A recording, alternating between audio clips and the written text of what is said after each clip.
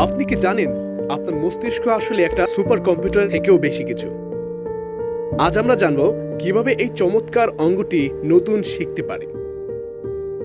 তাহলে চলুন শুরু করি। যখন আমরা নতুন কিছু শিখি তখন আমাদের মস্তিষ্কে ঘটে এক অসাধারণ জাদু। মস্তিষ্কের নিউরনগুলো একে অপরের সাথে সংযোগ স্থাপন করে, এটিকে বলা হয় নিউরোপ্লাস্টিসিটি।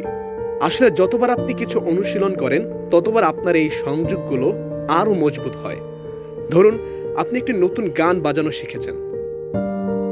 প্রথমে এটি হয়তো কঠিন মনে হবে, কিন্তু আপনি এটি বারবার অনুসরণ করতে থাকলে নিউরনগুলো এমনভাবে সংযোগ তৈরি করে যা এই কাজটিকে সহজ করে তোলে।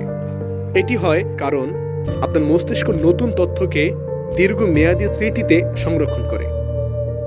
কিন্তু শুধু অনুশীলনই নয়, শেখার প্রক্রিয়ায় গুরুত্বপূর্ণ ভূমিকা রাখে ঘুম এবং বিশ্রাম।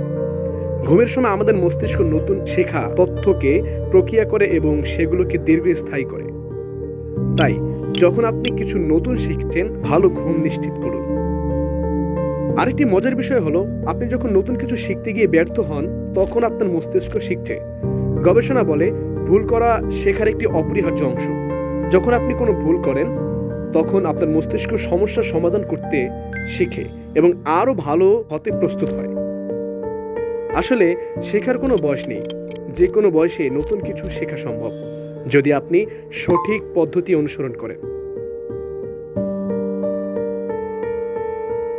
আজ এখানে শেষ করছি। যদি আপনার শেখার প্রতি আগ্রহ থাকে তবে নিজের মস্তিষ্কের যত্ন নিন, নতুন নতুন জিনিস শিখুন এবং অনুশীলন চালিয়ে যান। মনে রাখবেন, শেখার যাত্রা কোনো গন্তব্য নয়, এটি একটি চিরন্তন প্রক্রিয়া।